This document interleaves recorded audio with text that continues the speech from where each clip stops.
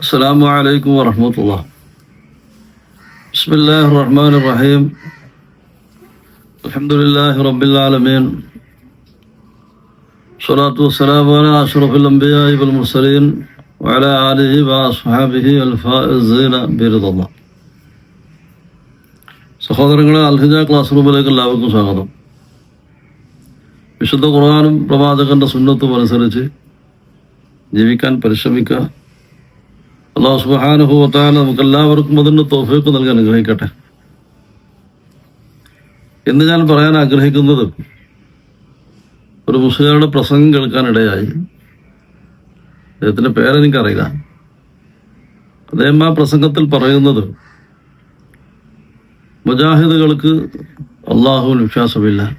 അദ്ദേഹത്തിൻ്റെ ശൈലി മുജാഹിദുകൾക്ക് എന്ത് വലക്കൻ്റെ തൗഹീദ് എന്നാണ്. അള്ളാഹുവിനെ സംബന്ധിച്ച് ഒരു വിഗ്രഹം എന്നാണ് മുജാഹിദുകൾ വിശ്വസിക്കുന്നത്. അവയവങ്ങളുള്ള സങ്കല്പിക്കപ്പെടുന്ന ഒരു തടിയാണ് മുജാഹിദുകൾ. അല്ല, അവർ വിഗ്രഹ ആരാധകരാണ്, അവർ സത്യനിഷേധികളാണ്, കാഫിര്യങ്ങളാണ് എന്നുവരെ അദ്ദേഹം പറയുന്നുണ്ട്.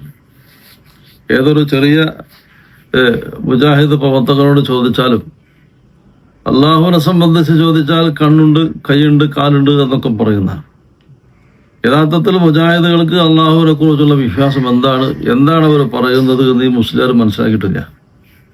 ഇവർക്കൊരു സ്വഭാവമുണ്ട്. അവനവൻ്റെ ആദർശത്തിന് പ്രമാണങ്ങളിലൂടെ സ്ഥിരീകരിക്കാൻ കഴിയാതെ വരുമ്പോൾ മറ്റുള്ളവരെ ജനങ്ങളുടെ മുമ്പിൽ തരം താഴ്ത്തി കാണിക്കാനുള്ള ശ്രമം, മറ്റുള്ളവരെ ജനങ്ങൾക്കിടയിൽ തെറ്റിദ്ധരിപ്പിക്കാനുള്ള ശ്രമമാണ് അവർ നടത്തുന്നത്. നമുക്ക് ആ മുസ്ലിം പറയുന്നത് കേൾക്കാം. അത് കേട്ട് കഴിഞ്ഞിട്ട് സമത്വ വിശ്വാസം എന്താണോ അള്ളാഹുവിനെ സംബന്ധിച്ച് എന്നത് നമുക്ക് ആദ്യം പറയണം. അത് പറഞ്ഞു കഴിഞ്ഞിട്ട് ഇൻഷാ അല്ലാഹ് എന്താണ് അഹ്ലു സുന്നത്തി വൽ ജമാഅത്തിന് അള്ളാഹുവിൻ്റെ സിഫത്തുകളെ കുറിച്ചുള്ള നിലപാട് എന്ന് പറയാം. ആദ്യം മുസ്ലിയാർ പ്രസംഗം നമ്മൾ കേൾക്കാം. എല്ലാ സാധാരണക്കാരും അറിയേണ്ട ഒരു കാര്യമുണ്ട്. സാധാരണക്കാർ ചോദിക്കാറുണ്ട്, സലഫികൾക്ക് എന്താണ് കുഴപ്പം? അവർ താടി വെച്ച് നെരിയാന്റെ മുകളിൽ പാൻറ് ഇട്ട് നിസ്കരിക്കുന്നു, നോമ്പടിക്കുന്നു, പിന്നെന്താണ് അവർക്ക് കുഴപ്പം? മറ്റു ചില ആളുകൾ മനസ്സിലാക്കിയത് സുന്നികളും സലഫികളും ഏതാനും ചില്ലറ വിഷയങ്ങളിൽ മാത്രമാണ് അഭിപ്രായ വ്യത്യാസമുള്ളത്.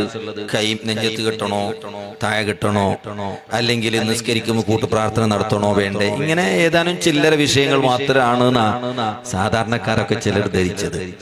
യഥാർത്ഥത്തിൽ ഏറ്റവും വലിയ അബദ്ധം കിടക്കുന്നത് അള്ളാഹുവിലുള്ള വിശ്വാസത്തിലാണ്.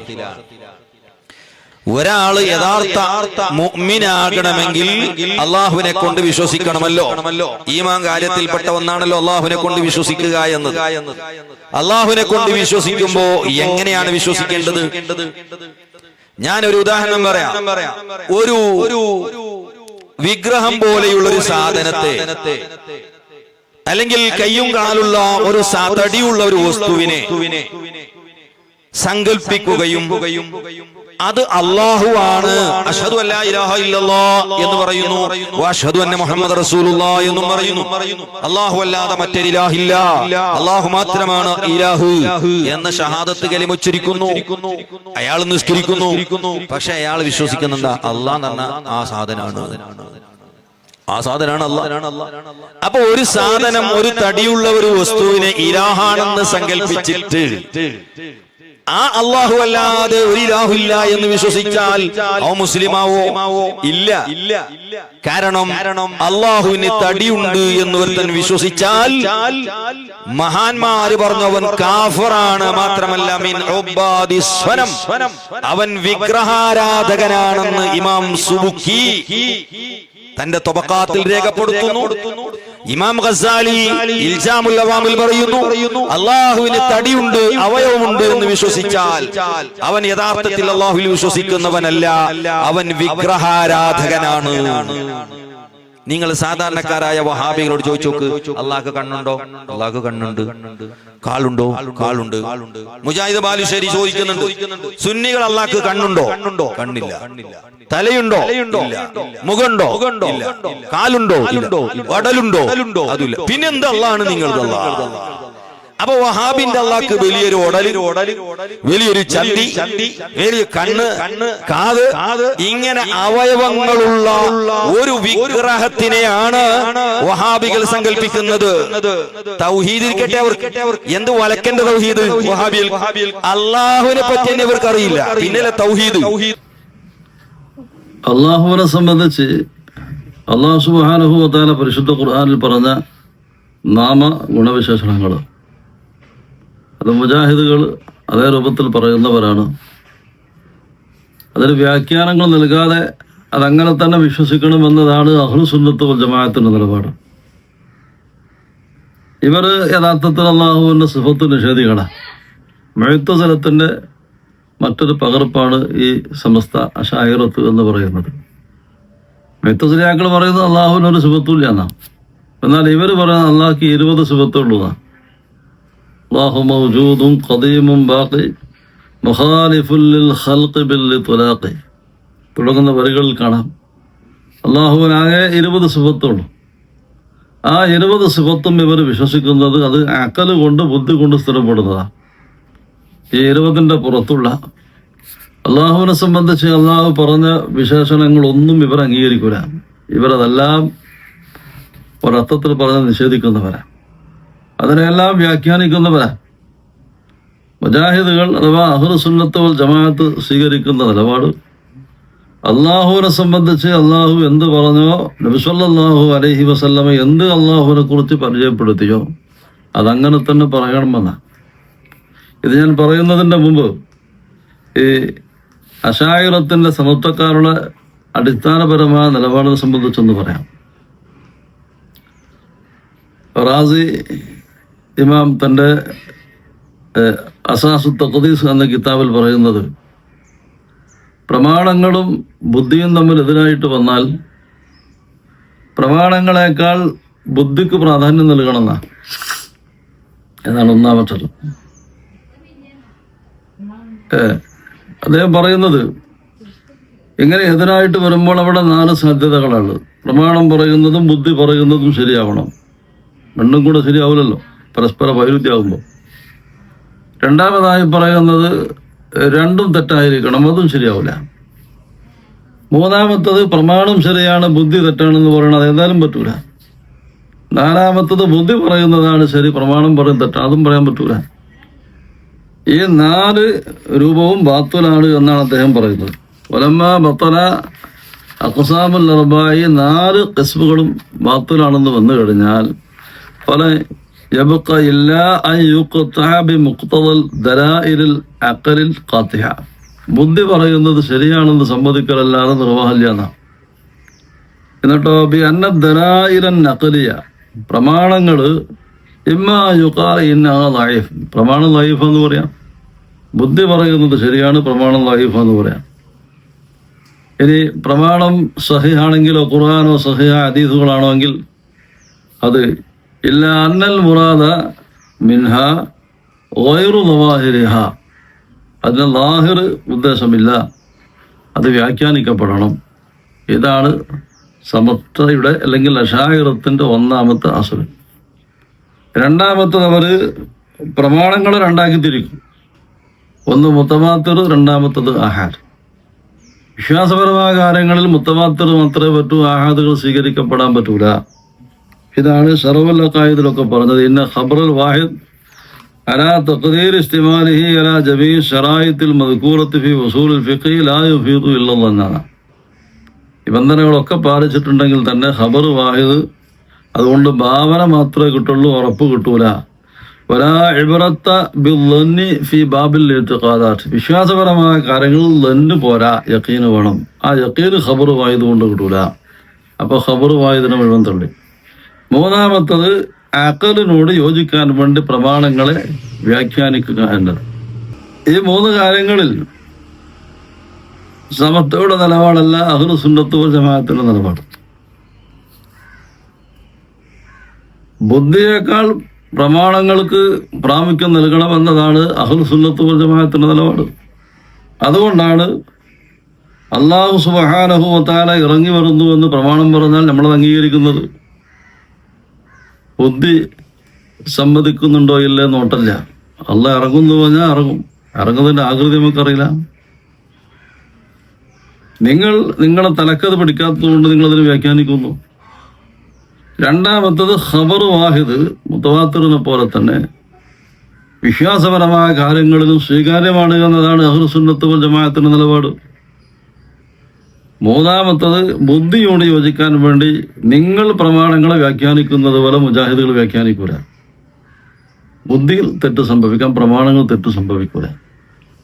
ഈ മൂന്ന് അടിസ്ഥാനപരമായ കാര്യങ്ങളിൽ നിങ്ങളുടെ നിലപാട് തീർത്തും അബദ്ധമാണ്.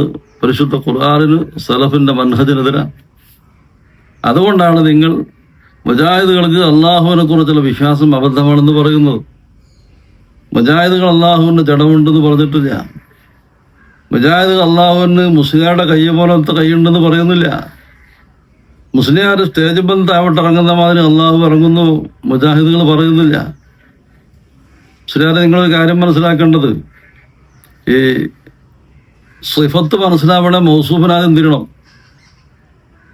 ഇപ്പം ഞാനൊരു ഉദാഹരണം പറയാം. മുസ്ലിയാർ വരുന്നു എന്ന് പറഞ്ഞാൽ നിങ്ങൾക്ക് മനസ്സിലാവും. കാരണം ആ വരവെങ്ങനെ നിങ്ങൾക്ക് തിരിഞ്ഞു? കാരണം മുസ്ലിയാർ തിരിഞ്ഞത് കൊണ്ടാണ്. ഒരു നായ വരുന്നു എന്ന് പറഞ്ഞാലോ മുസ്ലിയാർ വരുന്ന മാതിരിയാണോ നായ വരൽ? അല്ല. അതെന്തുകൊണ്ടാണ് മനസ്സിലായത്? നായ എന്താന്ന് തിരിഞ്ഞത് കൊണ്ടാണ്. അത് രണ്ടും വരല, പക്ഷെ രണ്ട് കോലത്തിലാണ്. കാരണം ആ സാധനത്തെ തിരിഞ്ഞത് കൊണ്ടാണത്. കാറ്റും മായും വരുന്നു എന്ന് പറഞ്ഞാൽ മുജേർ വരുന്ന മാതിരിയാ കാറ്റ് വരല്. അപ്പൊ കാറ്റ് വരുന്നു എന്ന് പറഞ്ഞാൽ അത് മനസ്സിലാതെ എന്തുകൊണ്ടാ? കാറ്റെന്താന്ന് തിരിഞ്ഞത് കൊണ്ടാ.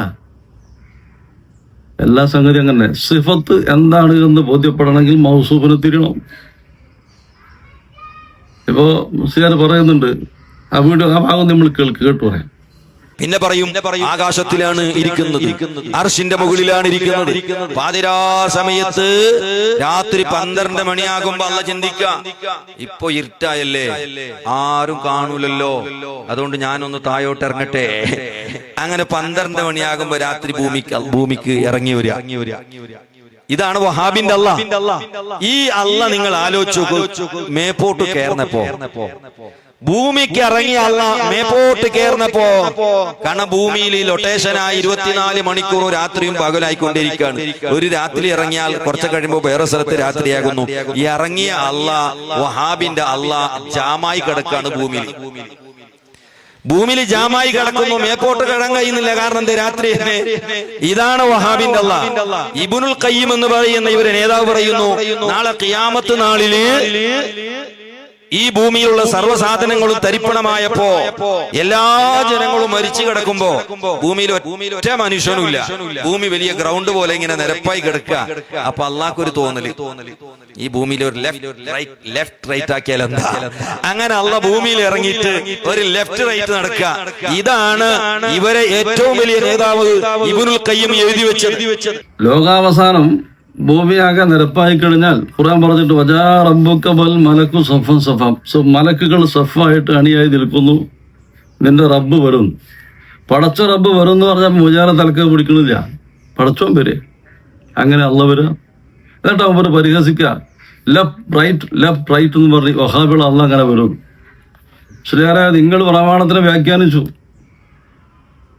ഞങ്ങൾ വ്യാഖ്യാനിക്കും. ഞങ്ങൾക്ക് ആ വരവെങ്ങനെ തിരിയണമെങ്കിൽ അള്ളാനെ തിരിയണം. ഞാൻ പറഞ്ഞല്ലോ, മുസ്ലിയാർ വരുന്നു എന്ന് പറഞ്ഞാൽ മുസ്ലിയാർ തിരിഞ്ഞത് കൊണ്ടാണ്. അള്ളാനെ തിരിയാത്ത കാലത്തോളം അള്ളാന്റെ വരവെങ്ങനെ തിരിയില്ല. അള്ളാഹ് സമാഉ ദുന്യയിലേക്ക് എല്ലാ രാത്രിയും ഇറങ്ങി വരുന്നു എന്ന് പറഞ്ഞാൽ അത് മുസ്ലിയാർ സ്റ്റേജുമ്പോൾ ഇറങ്ങുന്ന മാതിരിയല്ല. അള്ളാഹുവിന്റെ ഇറക്കം തിരിയണമെങ്കിൽ അള്ളാനെ തിരിയണം. അള്ളാഹുവിന്റെ ദാത്ത്, അതിന്റെ കൈഫിയത്ത് ഒരാൾക്കും തിരിയില്ല. അത് മനസ്സിലാക്കാനുള്ള ബുദ്ധിയോ തലയോ ഒരു മനുഷ്യർക്കില്ല. അതുകൊണ്ട് അള്ളാഹുവിന്റെ ദാത്ത് തിരിയാത്ത കാലത്തോളം അള്ളാഹുവിന്റെ സിഫത്ത് നമുക്ക് തിരിയില്ല. അതെങ്ങനെയാണോ അതിന്റെ അർത്ഥം അങ്ങനെ പറയാം. അതല്ലാതെ അതിനെ നമ്മൾ വ്യാഖ്യാനിക്കാൻ പറ്റൂല. ഇപ്പൊ ഒരാൾ പറയാ, ആ കൈയൊന്നും കാണിക്കുക, ഞാൻ പിടിക്കട്ടെ എന്ന് പറഞ്ഞാൽ ആ കൈ എന്താന്ന് നമുക്ക് ആളെ തിരിഞ്ഞുകൊണ്ടാ കൈ തിരിഞ്ഞത്. അതേ സ്ഥാനത്ത് ആ ബക്കറ്റിന്റെ കൈ ഒന്ന് പിടിക്കുക പറഞ്ഞാൽ ബക്കറ്റിന്റെ കൈ മനുഷ്യന്റെ കൈ ഒരേ മാതിരിയാ. ബക്കറ്റിന്റെ കൈ പിടിക്കാനപ്പോ ആ ബക്കറ്റിന്റെ കൈ എന്താ, ബക്കറ്റ് തിരിഞ്ഞുകൊണ്ടാണ് നമുക്ക് മനസ്സിലായത്. നിങ്ങൾ അള്ളാഹുവിന്റെ കൈ എന്നോ അള്ളാഹുവിന്റെ കാലെന്നോ അള്ളാഹു നടന്നു വരുന്നുവെന്നോ അള്ളാഹു ഇറങ്ങി വരുന്നു എന്ന് പറയുമ്പോൾ നിങ്ങൾ അള്ളാഹു ഇറക്കാത്ത സൃഷ്ടികൾ ഇറക്കത്തോട് നിങ്ങളെ തുല്യപ്പെടുന്നത്. അതുകൊണ്ടാണ് നിങ്ങളെ തല കയറാത്തത്.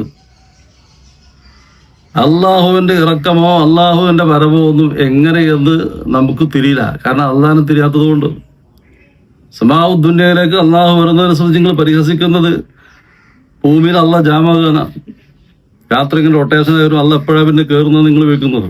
ഇത് മനുഷ്യന്റെ അവസ്ഥയെ മൂല്യാൽ അള്ളാഹുവിനെ തിരിയാതെ അള്ളാഹുവിന്റെ ഇറക്കം തിരിയില്ല. അതുകൊണ്ട് നിങ്ങൾ അബദ്ധമാണ് പറയുന്നത്. പരിശുദ്ധ ഖുർആനും പ്രവാചകന്റെ സുന്നത്തിലും അള്ളാഹുവിനെ സംബന്ധിച്ച് എന്ത് പറഞ്ഞോ അത് അങ്ങനെ തന്നെ വിശ്വസിക്കുക എന്നതാണ് അഹ്ലുസുന്നത്തി വൽ ജമാഅത്തിന്റെ നിലപാട്. അതിന്റെ കൈഫ്, അതിന്റെ ആകൃതി പറയാൻ പറ്റൂല. ആകൃതി നമുക്ക് അറിയണമെങ്കിൽ അള്ളാഹിനെ തിരിയും. അതുകൊണ്ട് മുജാഹിദുകൾ ഒരിക്കലും അള്ളാഹുവിന് നിങ്ങളെ കൈ പോലത്തെ കൈയുണ്ട് എന്നോ നിങ്ങൾ ഇറങ്ങുന്നത് പോലെ അള്ളാഹു ഇറങ്ങുമോ എന്ന് വിശ്വസിക്കുന്നില്ല. അള്ളാഹുവിന് ജഡമുണ്ട് എന്ന് പറയുന്നില്ല. അള്ള പറഞ്ഞത് പറയുന്നു, അള്ള പറഞ്ഞ മാതിരി പറയും. അതിനെ വ്യാഖ്യാനിക്കുകയില്ല. ഇതാണ് മുജാഹിദുകളെ കുറിച്ച് മനസ്സിലാക്കേണ്ടത്. നിങ്ങൾ മനസ്സിലാക്കാൻ അബദ്ധമാണ്. അള്ളാഹു സത്യം മനസ്സിലാക്കാൻ നിങ്ങൾക്കും നിങ്ങൾ അനുയായികൾക്കും തൗഫീഖ് നൽകട്ടെ എന്ന് ദുആ ചെയ്യാം.